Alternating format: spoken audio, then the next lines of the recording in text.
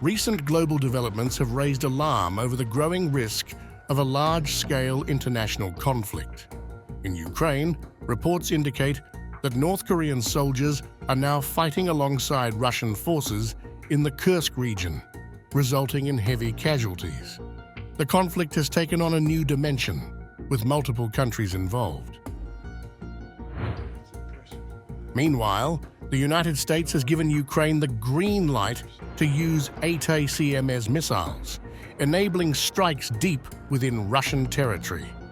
This move has sparked backlash, particularly from President-elect Donald Trump, who criticized the decision as reckless.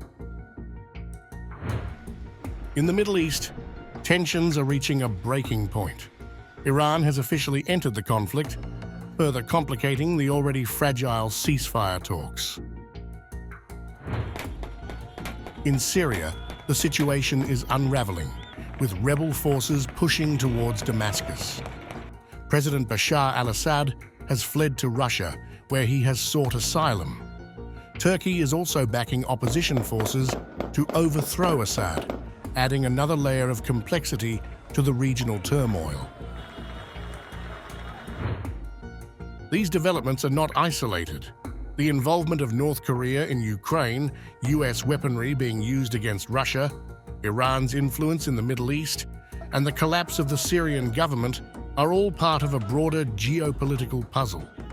Experts warn that without effective diplomacy, these regional conflicts could quickly spiral into a full-scale global war or a World War III. Fears of an all-out conflict are prompting people to prepare for the worst, leading to a dramatic increase in the sale of private bunkers. Companies like Atlas Survival Shelters are seeing record demand for underground shelters as more individuals look for ways to protect their families in case of a nuclear attack. The growing belief that World War III is inevitable has led many to think that having a private shelter is the best way to survive the fallout. People are uneasy, and they want a safe place to put their family, and they have this attitude that it's better to have it and not need it than to need it and not have it. However, experts warn that bunkers may not offer the protection people expect. Government agencies like FEMA stress that the focus should be on preventing nuclear conflict rather than preparing for it.